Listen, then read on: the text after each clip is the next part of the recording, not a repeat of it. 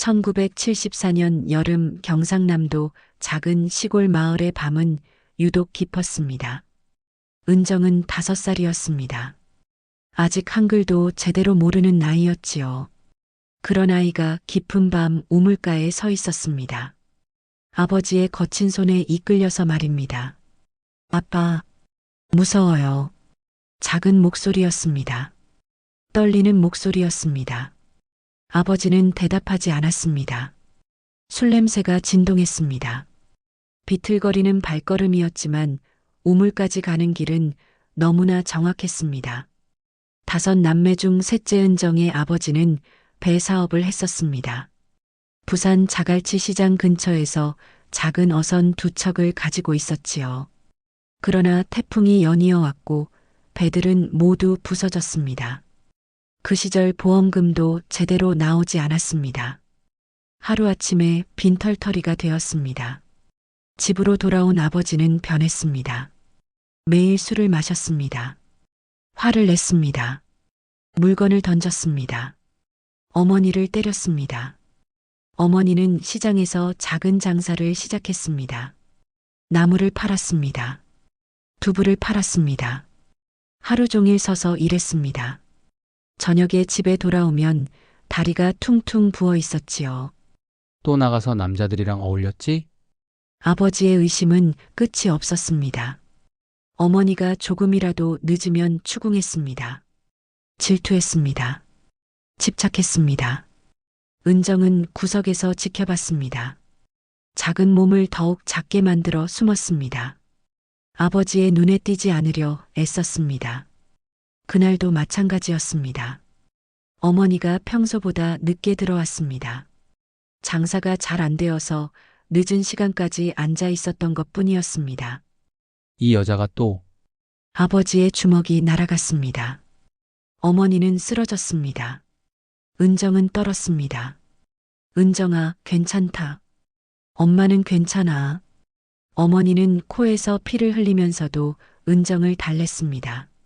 그런 어머니를 보며 은정은 울음을 참았습니다. 밤이 되었습니다. 은정은 작은 이불 속에서 잠들었습니다. 아버지는 계속 술을 마셨습니다. 혼자서 중얼거렸습니다. 욕을 했습니다. 한밤중이 되어서야 비로소 조용해졌습니다. 그런데 갑자기 은정의 몸이 들려졌습니다.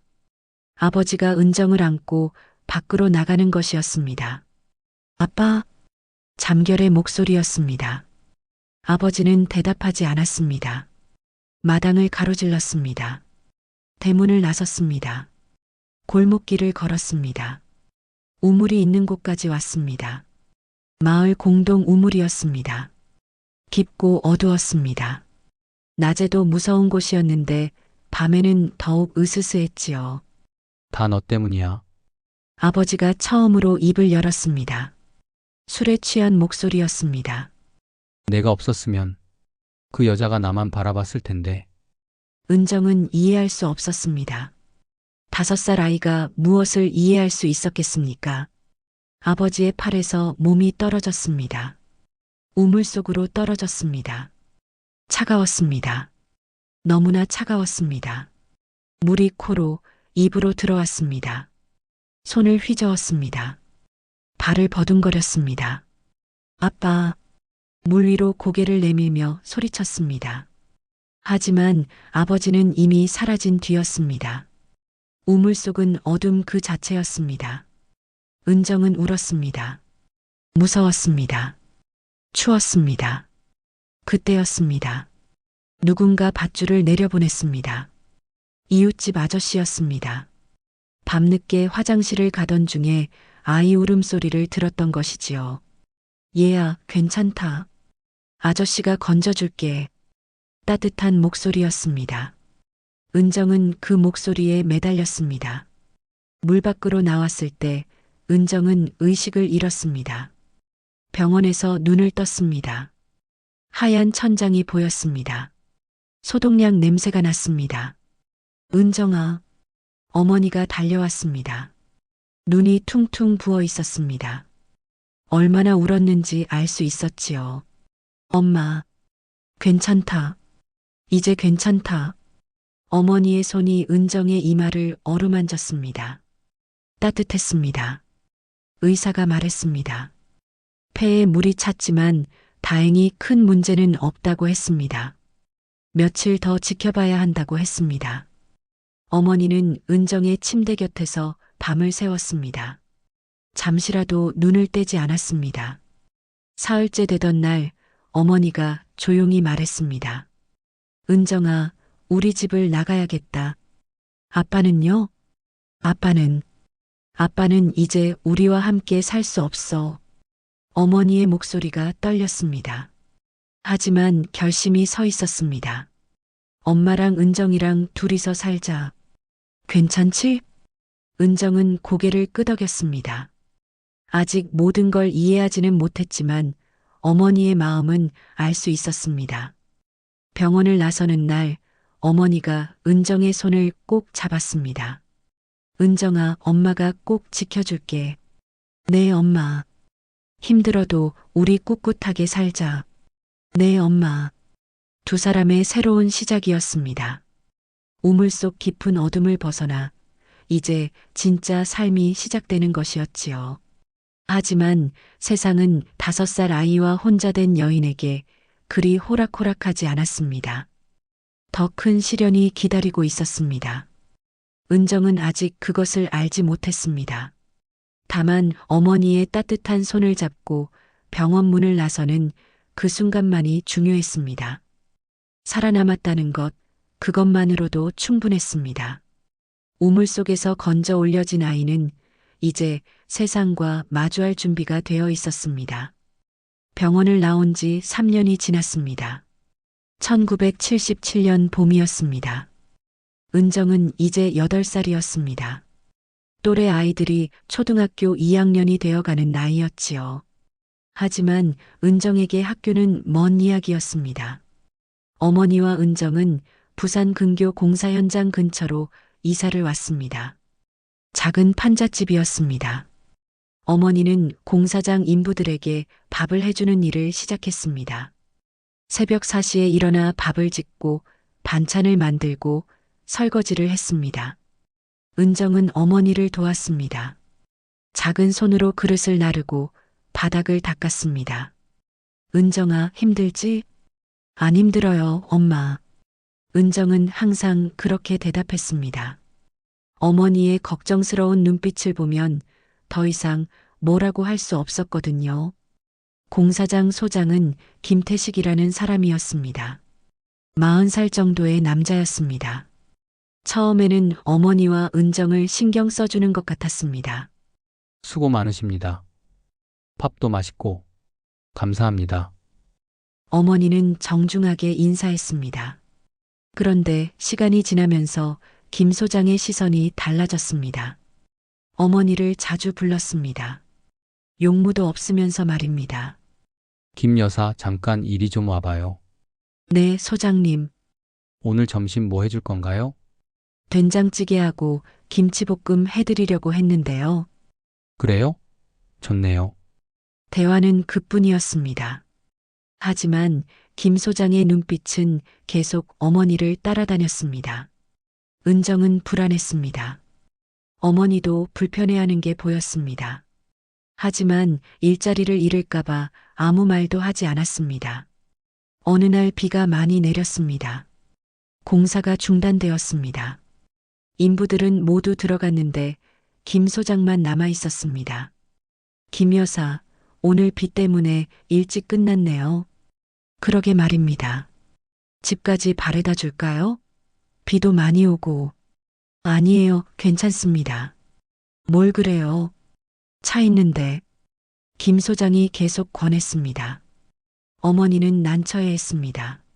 엄마, 우리 걸어가요. 은정이 어머니의 손을 잡았습니다. 그래, 걸어가자. 어머니가 은정의 손을 꼭 잡았습니다. 하지만 김 소장은 포기하지 않았습니다. 그날 저녁에도 집까지 따라왔습니다. 김 여사, 혼자 아이 키우기 힘들죠? 그냥 살고 있습니다. 도움이 필요하면 언제든지 말해요. 내가 도와줄 수 있는 건 도와줄게. 감사합니다. 어머니의 목소리는 차가웠습니다.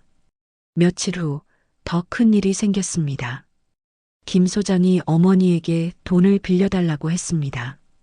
급한 일이 생겨서 그런데 돈 좀 빌려줄 수 있을까요? 저희도 여유가 없어서요. 500만 원만요. 곧 갚을게요. 그런 큰 돈은 정말. 김 여사, 우리 사이에 뭘 그래요? 내가 언제 당신한테 잘못한 적 있어요? 김 소장의 목소리가 높아졌습니다. 돈은 정말 없습니다. 아, 그래요? 그럼 다른 방법을 찾아야겠네요. 김 소장이 일어섰습니다. 표정이 차가워졌습니다. 다음 날부터 분위기가 달라졌습니다. 김 소장은 어머니에게 트집을 잡기 시작했습니다. 밥이 왜 이렇게 짜요? 김치가 싱거우니까 간을 다시 맞춰요.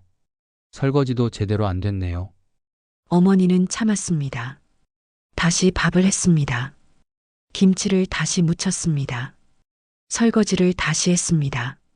하지만 김 소장의 트집은 끝이 없었습니다. 김 여사, 이러면 곤란한데요? 인부들이 불만이 많아요. 죄송합니다. 더 신경 쓰겠습니다. 신경을 써도 이 모양인데 김 소장이 한숨을 쉬었습니다. 다른 사람을 알아봐야 할 것 같은데요. 어머니의 얼굴이 창백해졌습니다. 소장님, 제발. 500만 원만 빌려주시면 모든 게 해결되는데 결국 어머니는 무릎을 꿇었습니다. 돈을 어떻게 구해서라도 빌려드리겠습니다. 그래야 말이 통하지. 김 소장이 만족스러워했습니다. 어머니는 동네 사채업자에게서 돈을 빌렸습니다. 이자가 무서웠지만 다른 방법이 없었습니다. 돈을 준 어머니에게 김 소장이 말했습니다. 고마워요, 김 여사. 그런데 하나 더 부탁이 있어요. 뭔가요? 우리 누나가 식모를 구하고 있거든요. 은정이를 보내주면 안 될까요? 은정이를요? 누나가 아이들을 좋아해요. 잘 돌봐줄 거예요. 어머니는 고개를 저었습니다. 은정이는 아직 어려서 8살이면 충분해요. 밥도 해주고 재워주고 용돈도 줄 테니까. 그래도 김 여사, 돈 갚을 생각은 하고 있어요? 김 소장의 목소리가 위협적이었습니다. 이자만 해도 한 달에 100만 원인데 어머니는 더 이상 말할 수 없었습니다. 그날 밤 어머니는 은정을 안고 울었습니다. 은정아, 미안하다. 왜요, 엄마?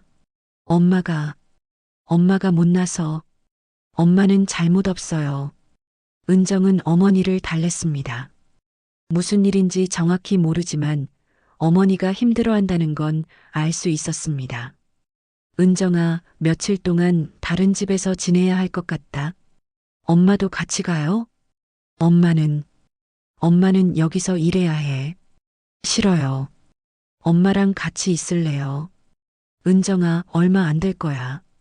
금방 다시 만날 수 있어. 어머니의 목소리가 떨렸습니다. 정말이에요? 정말이야. 엄마가 거짓말 한 적 있니? 없어요. 그럼 믿어줄래? 은정은 고개를 끄덕였습니다. 하지만 가슴 한구석이 무너지는 기분이었습니다. 다음 날 아침 김 소장의 누나가 찾아왔습니다. 박순자라는 사람이었습니다. 45살 정도의 여자였습니다. 이 아이가 은정이구나.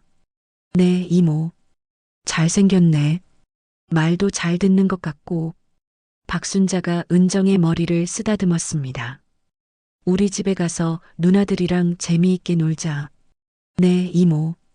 은정은 작은 보따리를 들었습니다. 옷 몇 벌과 양말, 속옷이 전부였습니다. 어머니가 은정을 꼭 안았습니다. 엄마, 보고 싶을 거예요. 엄마도 보고 싶을 거야. 금방 올게요. 그래, 금방 와. 은정은 박순자를 따라갔습니다. 뒤돌아보니 어머니가 서 있었습니다. 손을 흔들고 있었습니다. 은정도 손을 흔들었습니다. 울음이 나왔지만 참았습니다. 며칠만이라고 했습니다. 금방 돌아올 수 있다고 했습니다. 하지만 은정은 알 수 없었습니다. 이 길이 3년이나 이어질 줄은. 박순자의 집 앞에 도착했을 때 은정의 어린 마음속에는 새로운 결심이 싹트고 있었습니다. 엄마 걱정 안 시키자. 엄마가 안 힘들게 하자.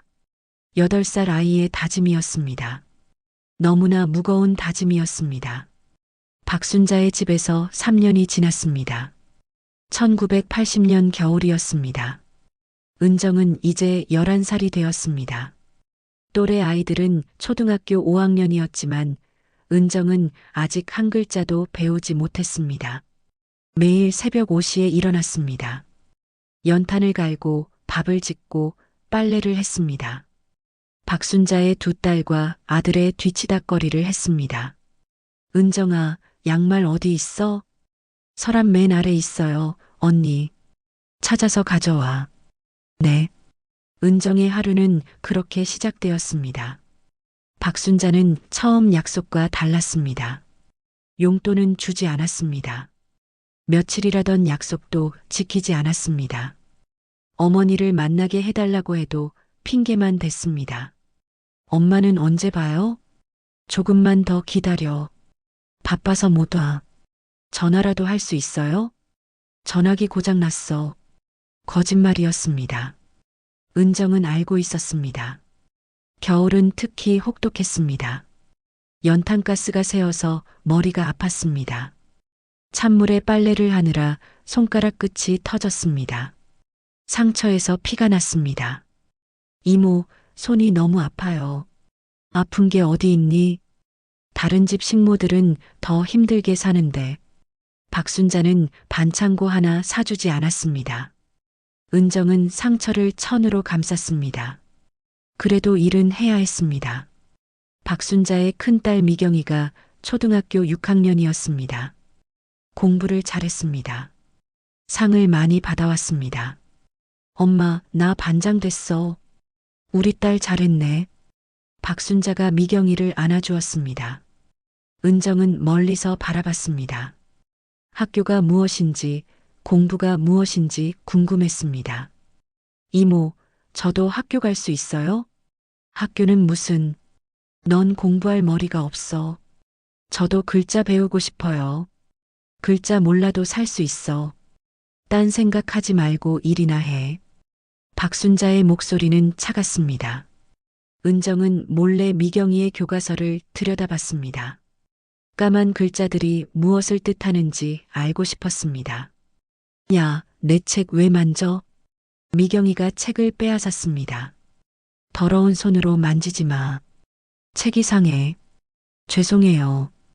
은정은 고개를 숙였습니다. 그날 밤 은정은 혼자 울었습니다. 소리내지 않고 조용히 울었습니다. 눈물이 베개를 적셨습니다. 어느 날 박순자가 큰 소리를 질렀습니다. 이 아이가 정말 무슨 일이에요, 이모? 집안 돈이 없어졌어. 내가 훔쳤지? 저는 안 했어요. 그럼 누가 했어? 여기 내 말고 누가 있어? 박순자가 은정의 뺨을 때렸습니다. 정말 안 했어요. 거짓말하지 마. 또 한 대 맞았습니다. 은정의 뺨이 빨갛게 부어올랐습니다. 나중에 알고 보니 박순자의 둘째 아들이 가져간 것이었습니다. PC방 가려고 가져갔던 것이지요. 아, 내가 가져갔나? 아들은 태어났습니다. 박순자도 사과하지 않았습니다. 그냥 모른 척했습니다. 은정은 더 이상 참을 수 없었습니다. 어머니를 보고 싶었습니다. 이 집에서 나가고 싶었습니다. 어느 날 밤 은정은 몰래 집을 나섰습니다. 어머니를 찾아가려고 했습니다. 그런데 길을 몰랐습니다. 3년 동안 이 집에만 있어서 동네를 모르게 된 것입니다. 1시간을 헤맨 끝에 다시 돌아왔습니다. 박순자가 기다리고 있었습니다. 어디 갔다 와? 죄송해요. 다시는 이런 짓 하지 마. 알겠어? 네. 하지만 은정의 마음은 이미 떠날 준비가 되어 있었습니다. 옆집에 사는 김영숙 씨가 은정을 유심히 봤습니다. 30대 초반의 젊은 주부였습니다. 아이가 둘 있었습니다. 얘 학교는 안 가니? 못 가요. 왜? 은정은 대답할 수 없었습니다. 김영숙 씨가 은정의 손을 봤습니다. 상처투성이었습니다. 밴드로 감싸져 있었습니다. 이게 뭐야? 어떻게 다쳤어?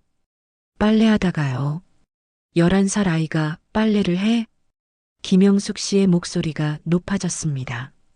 며칠 후 김영숙 씨가 다시 찾아왔습니다. 박 씨, 이거 좀 심한 것 같은데요. 뭐가 심해요?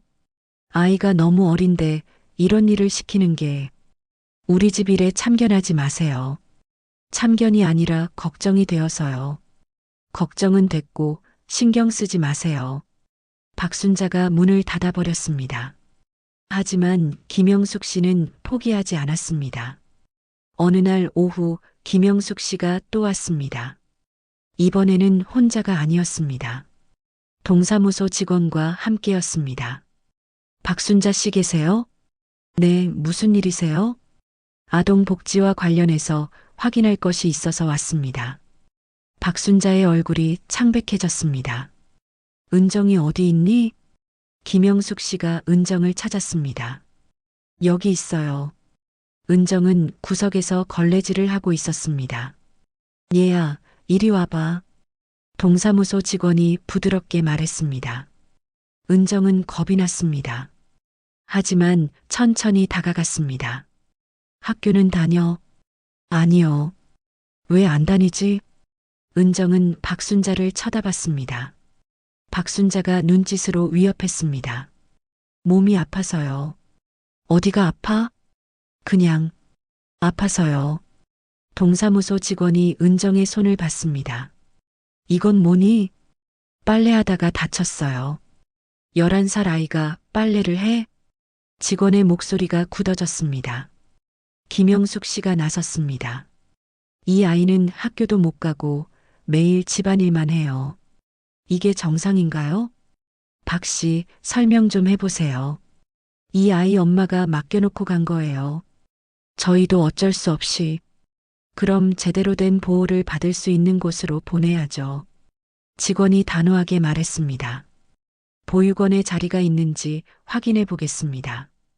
박순자가 당황했습니다. 잠깐만요. 갑자기 그러면 이 아이에게는 교육받을 권리가 있습니다. 동사무소 직원의 말이 끝났습니다. 은정은 가슴이 뛰었습니다. 학교에 갈 수 있다는 뜻일까요? 정말 이 집을 나갈 수 있을까요? 김영숙 씨가 은정에게 말했습니다. 걱정하지 마. 이제 괜찮을 거야. 정말이요? 정말이야. 학교도 다니고 친구들도 사귈 수 있어. 은정의 눈에 눈물이 맺혔습니다. 기쁨의 눈물이었습니다. 그날 저녁 은정은 작은 보따리를 쌌습니다. 가져갈 것도 별로 없었습니다. 낡은 옷 몇 벌이 전부였습니다. 하지만 은정의 마음은 무거웠습니다. 어머니를 찾을 수 있을까요? 보육원은 어떤 곳일까요? 창문 밖을 바라보며 은정은 생각했습니다. 이번에는 정말 달라질까?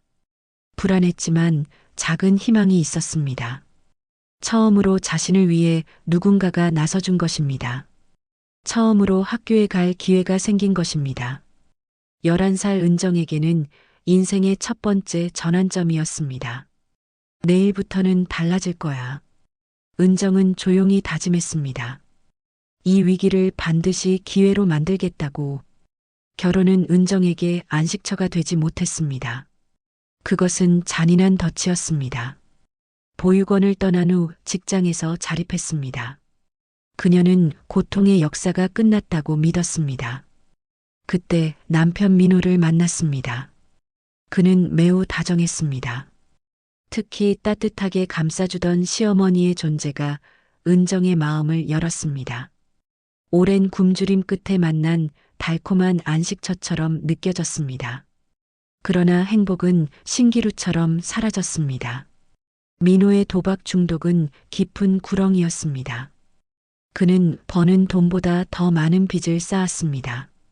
시어머니의 따뜻함은 아들과 딸의 무책임함을 외면한 방패막이었습니다. 모든 것이 곧 무너지고 말았습니다. 결정타는 신우이가 주었습니다. 도벽으로 교도소를 드나들던 신우이는 은정의 신분증을 도용했습니다. 그녀는 사채 5천만 원을 빼돌렸습니다. 눈덩이처럼 불어난 빚은 감당할 수 없는 수준이었습니다. 그녀는 임신한 몸이었습니다. 절망이 발목을 붙잡았습니다. 하지만 은정은 주저앉지 않았습니다.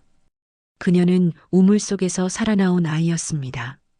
살아남는 것이 그녀의 몸에 새겨진 본능이었습니다. 이번에는 도망치는 대신 혼란을 똑바로 마주하기로 결정했습니다. 포기란 없었습니다. 가장 먼저 남편 민호를 불렀습니다. 식탁 위에 통장과 채무 서류들을 모두 펼쳤습니다. 밤샘 도박으로 넋이 나간 민호는 고개를 들지 못했습니다. 저에게 솔직하게 말씀해 주세요. 지금 남은 빚이 정확히 얼마예요? 은정은 떨리는 목소리를 억지로 눌러 물었습니다. 민호는 울먹이며 현실성이 없는 금액을 불렀습니다.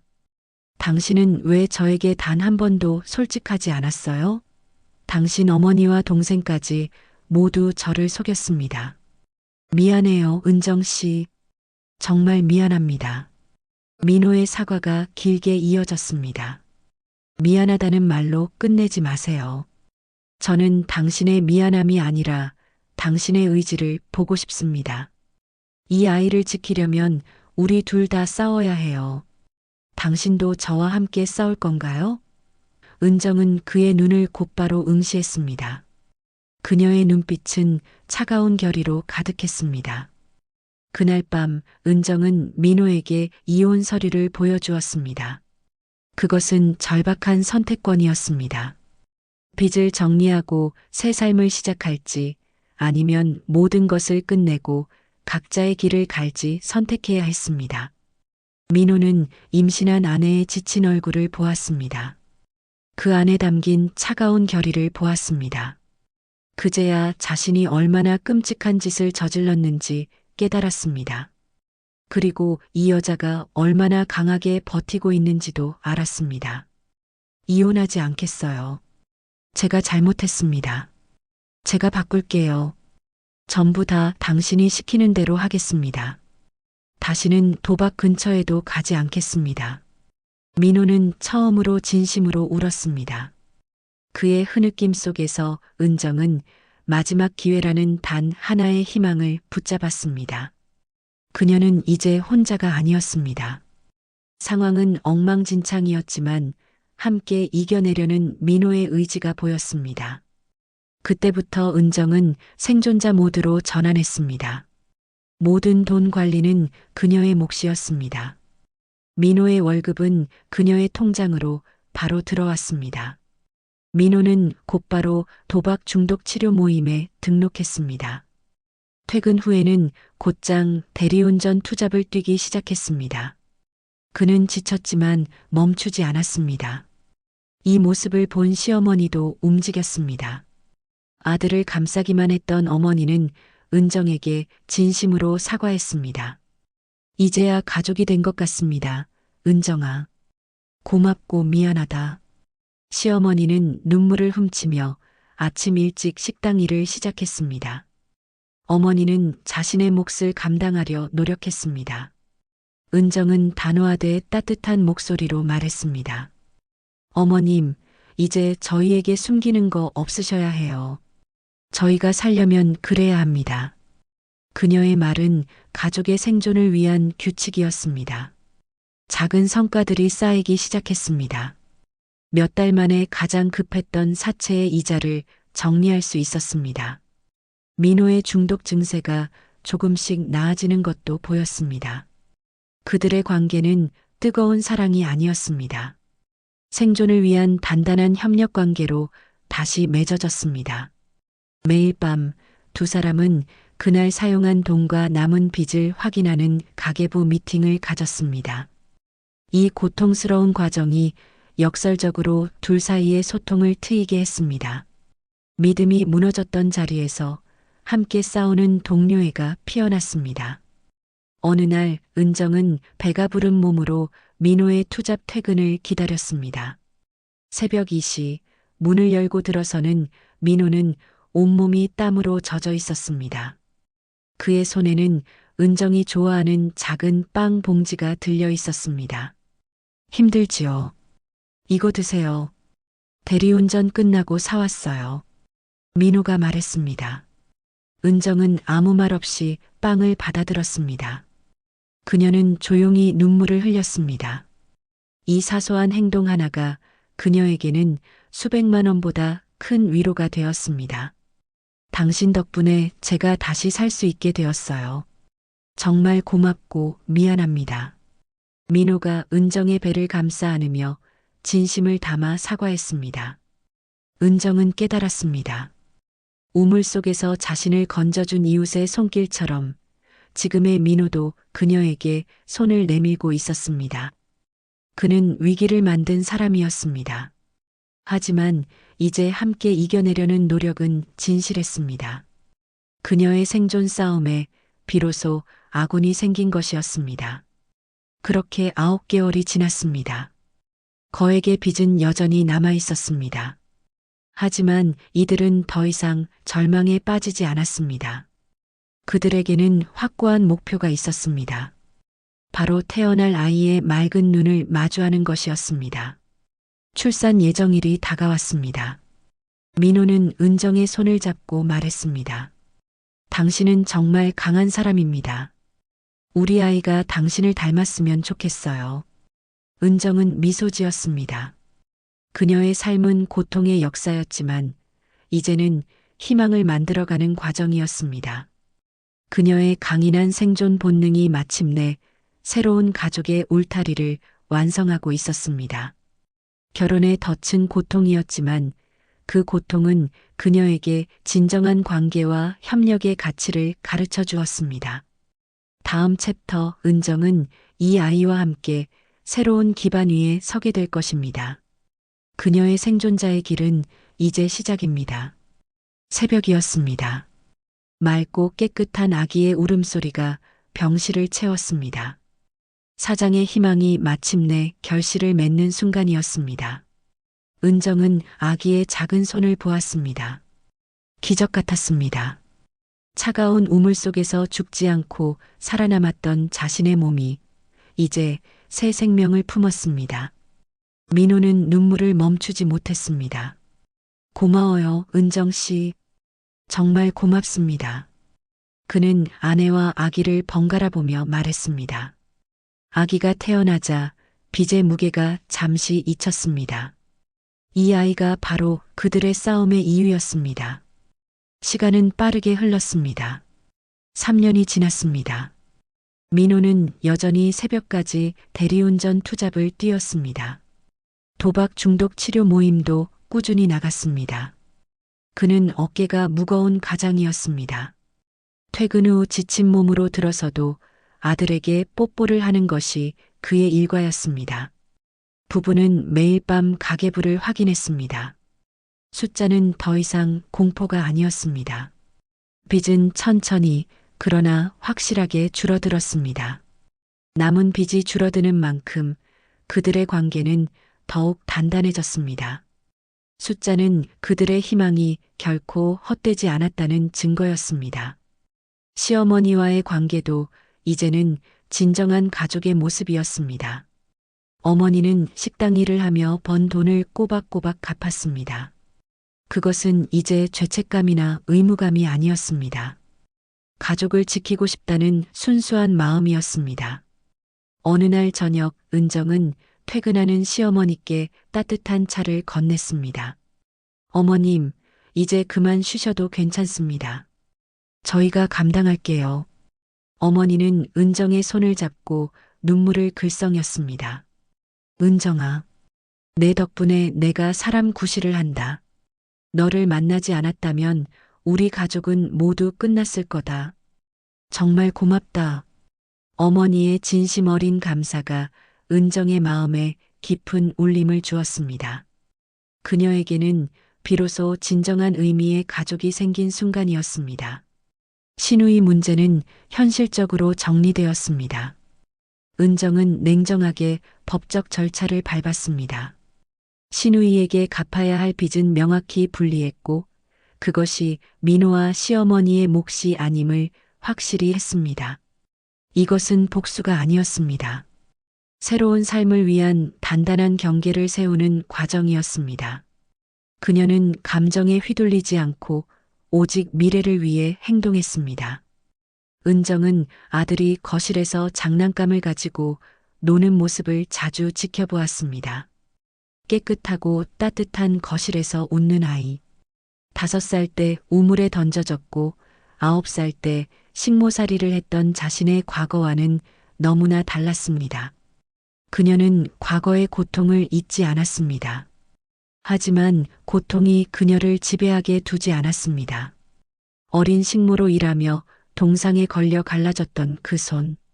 그 손은 이제 부드러운 아기 옷을 개고 남편에게 따뜻한 밥을 차려주는 손이 되었습니다.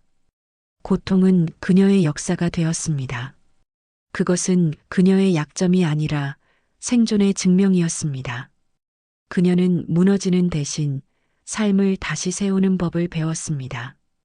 밤늦은 시간 은정은 민호와 함께 식사를 했습니다. 식탁 위에는 따뜻한 밥과 함께 아이의 이름으로 된 저금통이 놓여 있었습니다. 아이의 미래를 위한 작은 통장이었습니다. 여보. 민호가 먼저 입을 열었습니다. 그의 눈빛은 더 이상 불안하지 않았습니다. 당신이 저에게 기회를 주어서 고마워요. 당신의 강인함이 우리를 살렸습니다. 이제 나는 알아요. 우리가 함께라면 무섭지 않습니다. 우리는 함께 싸웠습니다. 당신의 의지가 없었다면 불가능했습니다. 은정이 답했습니다. 저는 이제 알아요. 삶은 저를 무너뜨릴 수 없다는 것을요. 그들은 서로를 보며 미소 지었습니다. 빚은 아직 남아 있습니다. 삶은 여전히 무거운 짐을 지우고 있습니다. 하지만 은정은 알고 있습니다. 어떤 고난이 닥쳐도 자신은 무너지지 않을 것입니다. 그녀는 과거의 피해자가 아니었습니다. 현재를 살고 미래를 만들어가는 강인한 생존자였습니다. 삶은 그녀를 무너뜨리려 했지만 은정은 끝내 무너지지 않았습니다. 그녀의 이야기는 고통을 넘어선 진정한 희망의 장을 열었습니다. 그녀의 강인함은 대를 이어 또 다른 희망으로 계속될 것입니다.